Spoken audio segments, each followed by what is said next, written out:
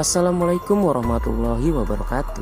Selamat datang kembali di channel Radio Angker, channel yang akan mengangkat sebuah kisah, misteri, legenda, dan mitos. Kisah kali ini datangnya dari akun Kaskus yang bernama Tias Krem. Kisah kali ini berjudul Penampakan Wanita Berwajah Hancur. Sebelum kita memasuki kisahnya, buat teman-teman yang mempunyai kisah horor nyata, bisa dikirim melalui email radioangker@gmail.com. Langsung saja kita dengarkan kisah berikut ini.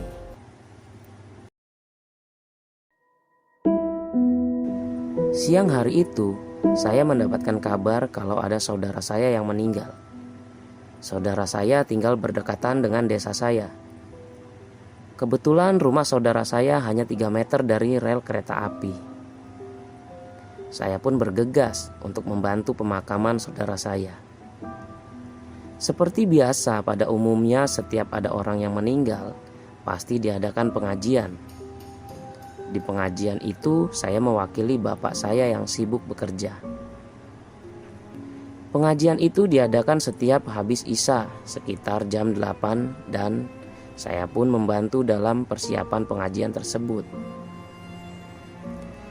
Terkadang saya pun harus pulang malam. Saya gak bisa menginap karena saya besok kuliah. Hingga pada suatu malam, jam sudah menunjukkan hampir 12 malam. Saya keasikan ngobrol dengan saudara saya yang berkumpul di situ. Tadinya saya ingin pulang agak sorean. Cuman karena gak enak dengan saudara saya buat minta izin untuk pulang karena lagi pada asik ngobrol. Hingga pada suasana saudara-saudara saya udah mulai jenuh dengan obrolannya, saya pun meminta izin untuk pulang. Untuk perjalanan pulang, saya bisa melewati jalan di kampung dengan berjalan kaki sekitar 1 jam. Akan tetapi kalau lewat rel kereta api, saya bisa sampai 20 menit. Karena saya udah berat banget matanya dan pingin cepat pulang, saya pun memutuskan untuk lewat rel tersebut. Sebenarnya saya udah terbiasa melewati jalan rel tersebut, walaupun hanya terkadang pada sore hari ataupun siang hari. Karena masih banyak warga yang beraktivitas ataupun orang yang mencari rumput untuk pakan ternaknya. Dan sebuah kejadian aneh pun terjadi. Malam itu begitu sepi, gak seperti biasanya. Karena mungkin sudah larut malam. Ditambah lagi dinginnya malam itu, saya sedikit merasakan takut. Hanya suara jangkrik yang menemani langkah saya berjalan kaki. Hingga akhirnya di tengah perjalanan pulang, saya melihat seorang wanita yang jongkok dengan rambut terurai dan kepala menunduk. Saya gak terlalu mengamati. Pada waktu itu saya hanya berpikir mungkin itu warga kampung yang BAB di sekitar rel. Karena hampir warga di sana gak punya WC, gen. Setelah saya melewati wanita itu dengan sedikit rasa penasaran, saya menengok ke samping. Saya dengan wanita itu berjarak sekitar 3 meter. Sepertinya saya gak kenal, tapi kayak gak asing. Bisik dalam hati saya. Biasa, gen, dalam berjalan di rel kereta api, saya harus selalu waspada, menengok ke belakang karena takutnya ada kereta api yang lewat. Kenapa kok cewek boker nggak di tempat biasa orang boker? Dalam hati saya, warga di situ biasa boker di bantaran pondasi samping rel.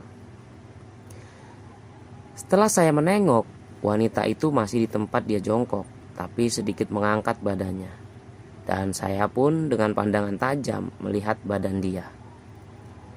Baju itu kayak saya pernah lihat dalam hati saya.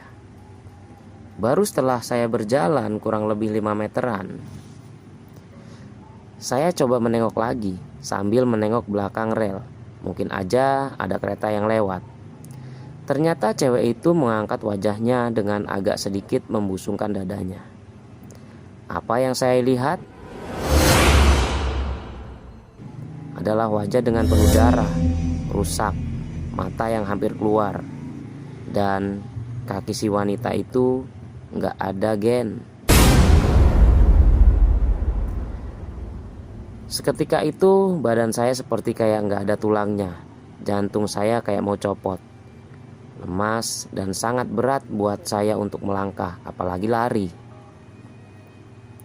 Dengan langkah susah payah, sampailah saya di tempat di mana jalan menuju desa rumah saya. Dan beberapa menit kemudian, saya melihat lampu jalan udah kelihatan jelas. Itu tandanya saya udah dekat dengan jalan menuju rumah. Saya lanjut melangkah kaki dengan cepat.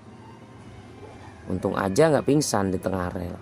Saya bisa mati ketabrak dalam hati. Setelah saya sampai ke rumah, tetap aja kejadian itu masih teringat jelas di pikiran saya. Hingga pada akhirnya saya ingat kalau itu wanita ternyata korban kecelakaan yang belum lama. Saya baru ingat si wanita itu korban kecelakaan kereta api dengan kaki putus dan wajah yang rusak. Kebetulan saya juga menolong wanita tersebut. Pada waktu kecelakaan itu saya ngumpulin batok kepalanya sampai mata kakinya yang lepas dan beberapa bagian lainnya. Saya ingat bajunya dan tempat si wanita itu menampakkan tepat pada si wanita itu tergeletak waktu terseret kereta api.